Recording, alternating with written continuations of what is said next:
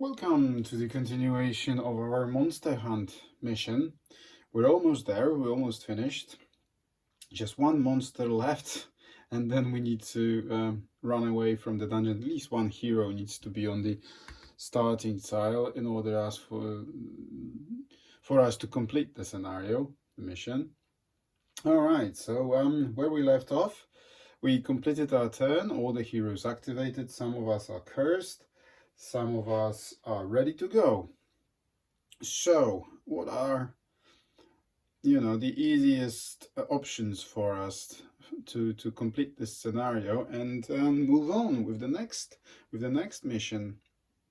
But before we go, what I'd like to do is to explore the vault, of course, and draw from the vault dedicated deck to see what's inside, and then we're done. Basically, we're done. So all we have to do is just get one monster and explore the vault. All right, so let's proceed with the next turn. What options do we have?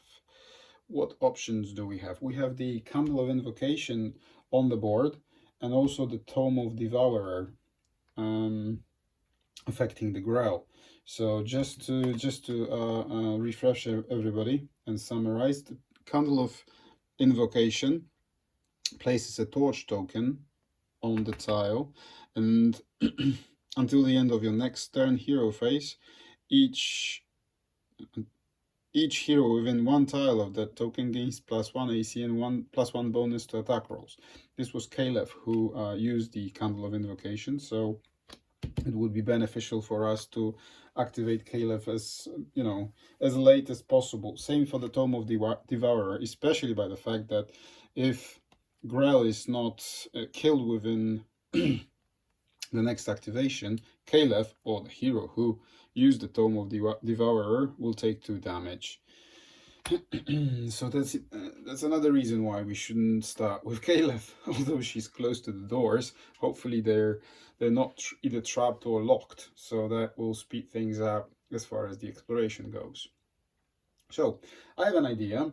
I think I'll start with my wizard here, who, if you recall from the previous episode, is trapped in a cage. So this cage prevents him from moving, and also it allows us to, well, attempt to get rid of the cage by skipping the attack option for us, and then we can roll d20, and if it's 10 plus, then we can get out of the cage. But it doesn't say I can't attack while in a cage. But what I'm trying to do, actually, is to use Dagger of Seeking. Used during your hero phase instead of attacking. So I can throw my Dagger of Seeking, and it says attack each monster on a tile within 2 tiles of you until you hit. Once until you hit. If you missed all the targets, your hero takes 1 damage. So what I can do, actually, put it there, is throw my dagger at each monster within 2 tiles of me. So throw it there and try to hit the bear, but also the Grell. It's Dagger of Seeking, so it just goes around the corners. If I read it correctly, it's a magical dagger. Yeah, so let's presume that our wizard Hesken here, he enchanted the dagger, so it seeks the targets regardless of where they are within range. So that's what we're going to do. The trick here that I'm trying to achieve is that the cave bear, who's in Hesken's, our wizard's play area, will activate after we finish our turn. So we can either wound it with my dagger, hopefully we don't fail, and then use the last flaming sphere to destroy the bear, and also weaken the Grell for hopefully for our rogue to finish him off. But if we kill the bear, we will have the last monster in our treasure pile, in our trophy pile that we need. So let's do it, right? First we roll for the dagger which hits the bear. It is a 4, so we failed. It's 10. We don't have any bonuses, but there is still an option to kill him. we will use the flaming sphere, and then once the bear is activated, it will move into my tile, because it has to move towards the closest hero, and then it will fall into a blade barrier. So 2 damage, he's dead. Anyways, but now let's roll for the Grail. But this time it's 13 plus 6, 19. So we don't even need to use the buff coming from the Candle of Invocation, which gives me another +1 bonus. So it's actually 20. And another +2, so 22. So you are hit, mate. There you go. This is how we're going to indicate it. And this token here represents the skull token. I can't find skulls anywhere near, and I don't want to you know, to put you on hold until I find one. So let's pretend it's the skull token representing the Tomb of Devourer. Okay. You may use this item once per turn, so it doesn't get exhausted, flipped, or discarded. It just goes back to my inventory, and it replaced my my attack. Okay, and also Hesken, our wizard, he has this fortune-telling blessing that he will use right now, because now it's time for us to move. We cannot move because of the fact that we're cursed and we're stuck in a cage. And on the previous episode, we used it. We applied the same effect to our wizard eye, which is there. That's a good question, really. Well, it's only our wizard who's in the cage. It says here on the card, you cannot move while this curse is active. But I'm not moving. My eye is moving. Yeah, let's explore. Ooh. Okay. A horrid chamber. Okay. That's what we drew. A horrid chamber. There is a pile for horrid chamber. Of course there is. Let me just have a look. If we... Chamber entrance tiles. Draw additional chamber tiles to build the room as normal. Immediately draw the respective chamber card from the deck to instruct you on how to populate it. Ooh, okay. So the way chambers work in Wrath of Ashardalon is that whenever you draw an entrance to either of the horrid or dire chamber, you have to draw additional tiles, well, as many of them, as many of the unexplored edges you have. So I don't know, let's take this one. Yeah, so it just goes like that, and it builds an entire chamber for you. Come on, hold on, there you go. So we have a 2-tile horrid chamber. Sometimes they can grow to very large sizes, but this time it's a rather small chamber. Okay, now let's grab the horrid chamber deck and let's draw a card. I don't know, this one. And ooh, a lot of text. Let me read it for you. A wreathing black mist seeps out of the chamber and clings to your ankles. A portal pulsates in the center of the chamber, spewing forth monsters and a strange mist. The active hero searches the monster deck or discard pile for a gibbering mouther and adds it to the horrid chamber entrance tile. Every other player then searches the monster deck or discards pile for Grail card if they don't already have one. Take turns placing newly drawn Grail onto chamber tiles. Place monsters on the tiles that have no monsters first. Do not move existing Grail. Okay, all right. So let's find both Grail. Yeah, we have Grail and we have a gibbering mouther. Wow, not ideal, I have to say. All right. So gibbering mouther on the entrance tile, which was this one, and Grail on the other one, like so. And this was Hesken. So first, so this will be discarded. Discard at the end of your next hero phase. Oh, no, it's not that one yet. It's not that one yet. Huh, okay, I wasted it. Look, because I thought I was going to draw encounter cards. I didn't, because there's no triangle on the entrance tiles. So that's, well, that's wasted. What a shame. Now, our turn is finished, so we'll use the flaming sphere. The flame goes away, okay. Let me put it on the side. The bear takes 1 damage as a result of the flame sphere now. And now in the order of activation of all the monsters in the wizard's play area, they will start moving. First, the cave bear, okay? So it says here that if he's within 1 tile, within 1 tile of a hero, it moves adjacent to the closest hero and attacks with a leaping strike. So he's wounded, 1 damage. He goes in and falls into a trap of blade barriers.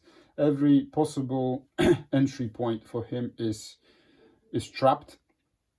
So let's say that he falls into this trap and he's defeated. Okay. All right, so he goes into my trophy pile. I have completed the requirements for the mission. Now I have to get out of the dungeon. So his card goes into my XP pile, and we will draw a treasure before we activate Gibbering Mouther. Let's see what this is. Oh, a shield of light. Look at that.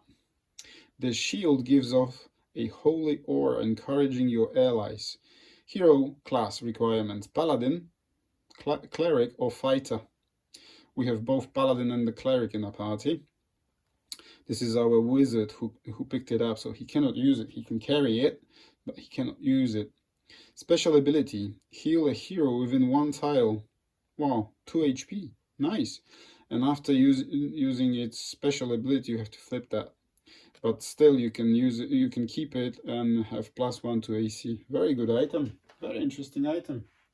Can't use it, but I might just carry it for the other guys until we get out of the dungeon. All right. So now the Gibbering Mouther activates, and it says if it's within 1 tile from a hero it attacks. It's not, then it just moves 1.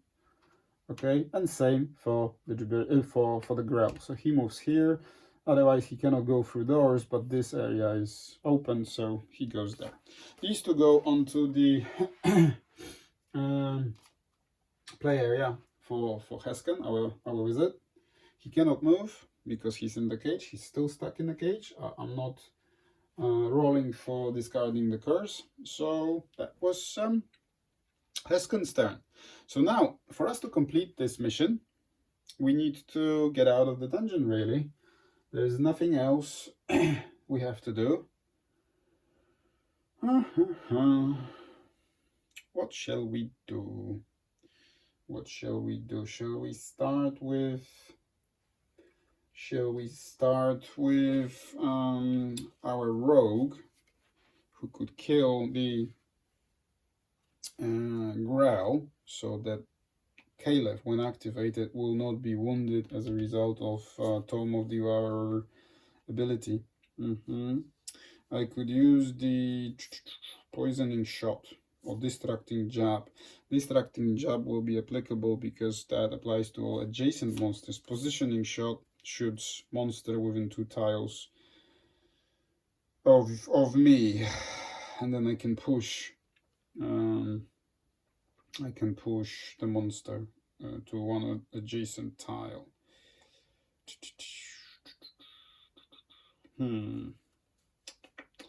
Or I can bring back my cleric, who fell into a trap, well, a curse of time leap, and he needs to go back. He was removed from the board, and now he can activate and come back, which if you look at what it says, I might win the scenario right now. At the start of your next hero phase, place your hero on any tile. So what I could do, But that will actually spoil my fun, you know. I want to see what's in the vault. So, because, you know, I could bring him back and spawn him on the starting location on the stairs and just win the scenario. Yeah, but it would ruin my fun, you know. So what shall we do? What shall we do? If I spawn him next to the Growl, I can then attack him with my either Sacred Flame or Cleric's Shield and heal myself, or I could heal myself actually. Shall we do it? Grell, where are you? What's your AC? Your AC is 15. You're wounded, and I have some bonuses. Yeah, that's what I'm going to do. So I will fulfill the curse time leap curse requirements at the start of your next hero phase. Place your hero on any tile. That's what I'm going to do, and I will hold on. Place him here. Yeah. Discard this. Where are you?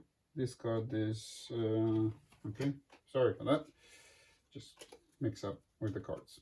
Discard this curse. All right, and then we will Sacred Flame the Growl, whose AC is 15 and he's wounded. However, I have bonuses. I have +1 to bonus attacks and +2, so +3 in total. So my Sacred Flame hits with 9+. All right, let's have a look. 15. There you go. We don't have any other buffs. No, we don't. So, if you hit, choose yourself or one hero on your tile. That hero regains 1 hit point. And I will actually heal myself because Cleric, our Quinn, our Cleric, he had 3 wounds. So now he has 2. All right. So, you are defeated. Yeah. This goes away. You go into my treasure, trophy pile. This card goes to my XP pile. This goes back to my hand. Okay. So look at that. So Candle of Invocation stays. Tome of Devourer is used now, so it gets flipped. So it doesn't get discarded, but it just gets flipped. Okay. So now I still have my move action. Shall we get into position to finish? Yeah, so I'll go 1, 2, 3, 4. Okay, and stay next to Haskana Wizard just for the next turn if I have to heal him or do anything else. All right, so that would be Cleric's activation. Reasonably all right, you know, all in all. So there we go. Now it's safe for us to activate Kaleth, because otherwise she would have got, you know, hit by the Tome of Devourer, but now it's fulfilled. I will activate with Kaleth right now.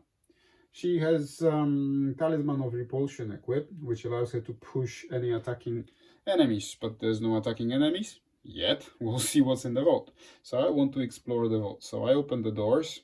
Let's flip it. It's unlocked. Yeah, unlocked. So I'll discard that and we'll see what's inside. So basically what the room event deck instructions say that where's the vault? Vault? Where are you? Oh, there it is.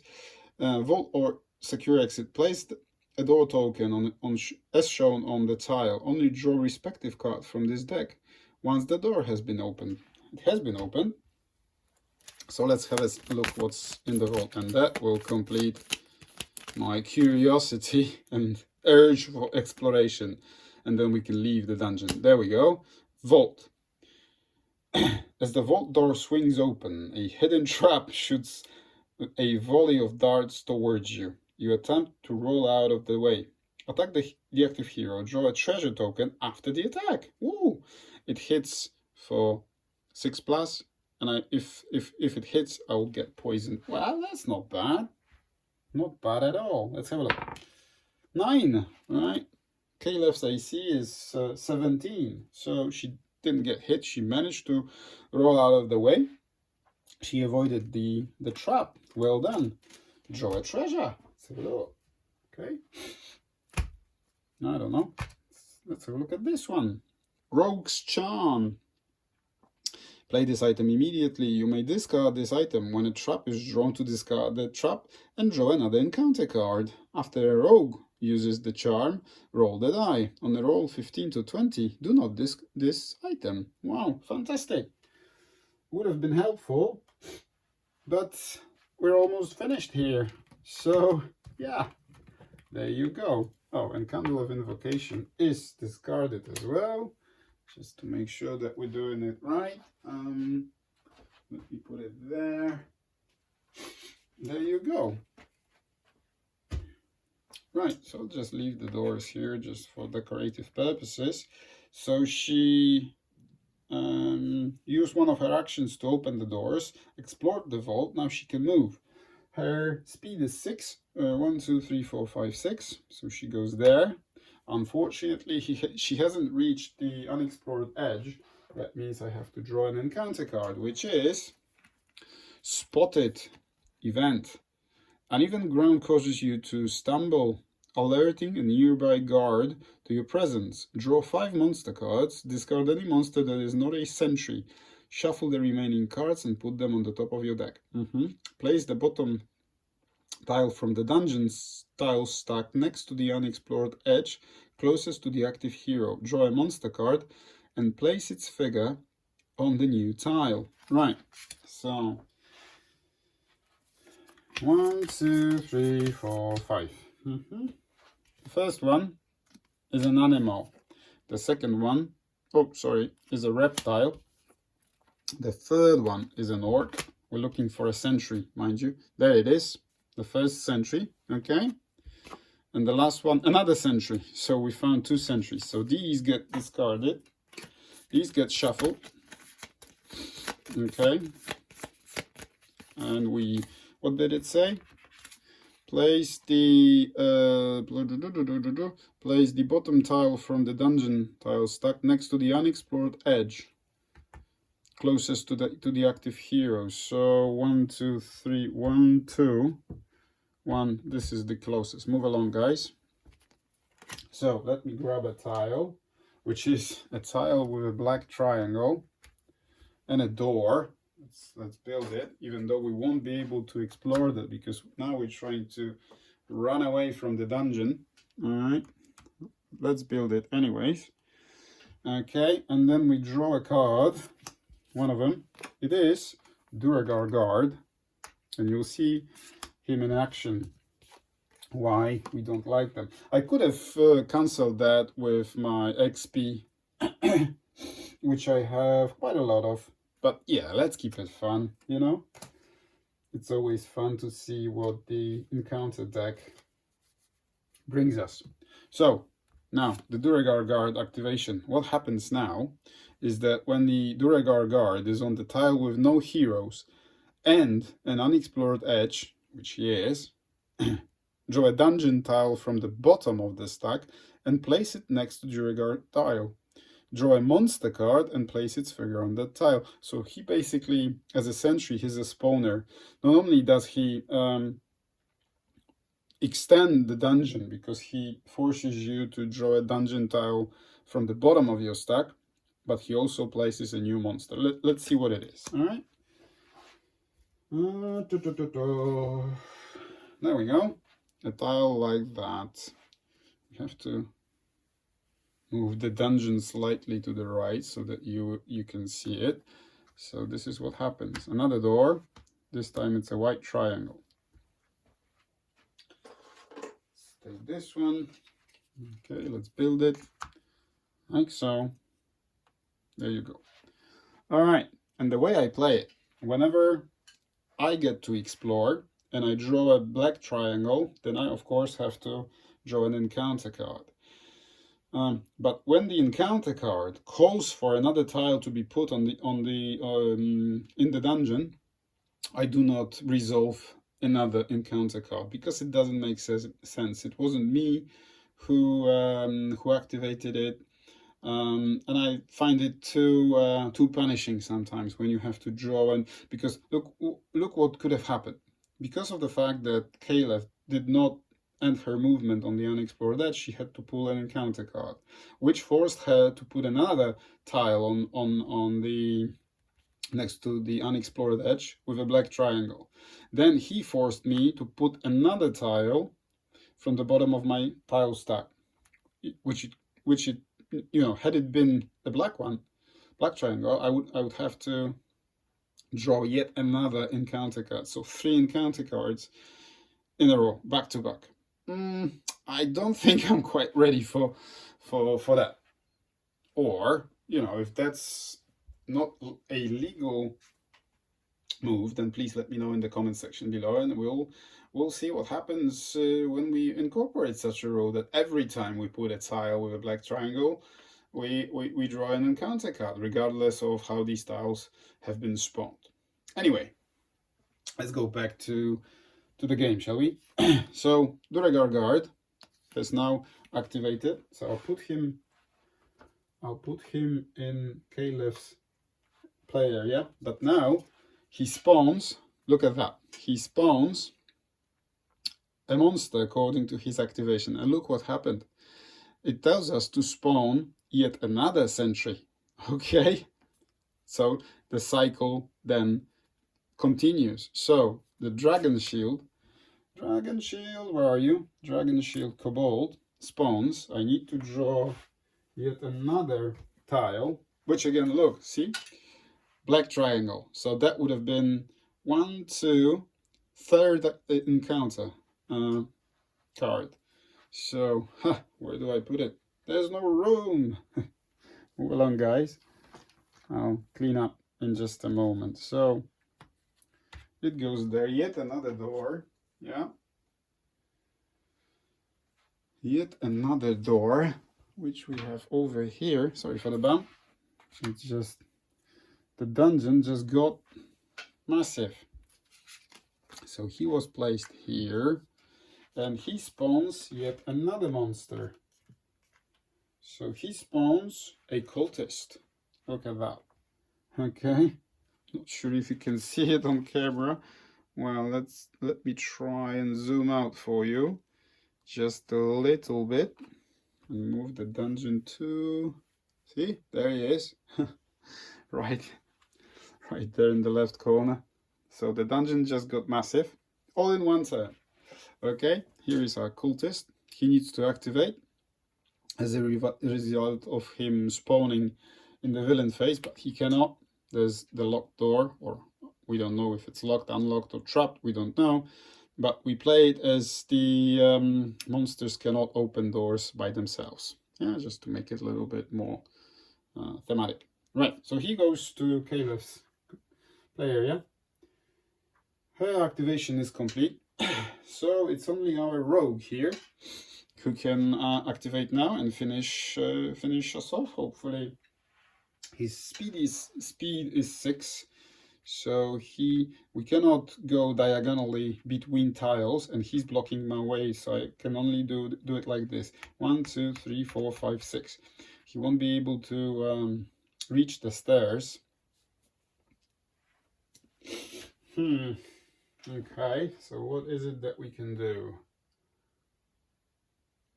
I think we'll try, before we move, we'll go back. Before we move, we will use our Ring of Dwarven Determination that the rogue has equipped. Hero receives a +1 to attack when targeting adjacent monsters and +1 to speed. On 16+, the damage is increased by 1. We don't really need that because Kobold Dragon Shield HP is 1, so we just need to hit him. I will try with Distracting Jab. Okay, 7+. With the ring, it's 8+. Okay, so let's roll it. 13. Okay, you can see it. 13. So Kobold Dragon Shield is dead. Okay, we might as well throw him in there. We have more than we need. His card will go into my XP pool, and we shall draw yet another treasure. Ooh, Ring of 3 action. Play this item immediately. When an effect causes you to be immobilized, you are slowed instead. If another effect besides immobilization causes you to be slowed, you are not slowed. Ah, that's good. Thank you. Thank you very much. Okay, so Ring of Dwarven Determination goes back. Well, stays in my inventory on my finger, but I also have Boots of Leaping. Instead of moving, move your hero up to 2 tiles away, ignoring monsters that may block your path. So you know what I'm going to do, right? So that's what we're going to do. 1 tile and the second tile on the stairs. So our rogue has just completed our expedition, our mission to hunt 12 monsters and go back to the village where the quest was given to us. So there it is. We completed our very first mission. Was called Monster Hunt, and we had to kill 12 monsters and get out of the dungeon. Well, basically the last rule that I mentioned is not in the official rules game rules, sorry, but that's what I like to do in my missions in Dungeons and Dragons, the board game. Whenever we have to go in and do something, we also have to get out.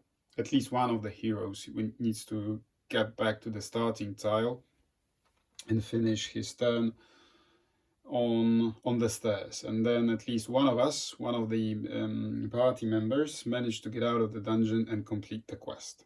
All right, so there it is. I hope you enjoyed it. I certainly have. Going through the custom treasure decks, exploration decks, you know, and it's interesting to see how these new items over there will change the course of the game in the second mission that we're going to undertake in the next episode. And I think we'll just play it by the book. Okay, so the next one is called Rogar's Gear. All right, so we need to complete the mission by retrieving Rogar's lost gear. We'll go through the narrative next time, but before we go, we will close this episode with the narrative. So, if the heroes are victorious, you return to the village with news of your victory over the horde of monsters. The village celebrates with a simple festival and gets to rest easy, at least for a little while. With that, we will finish this episode. Once again, thanks for watching, and I'll see you shortly in the next one. Bye.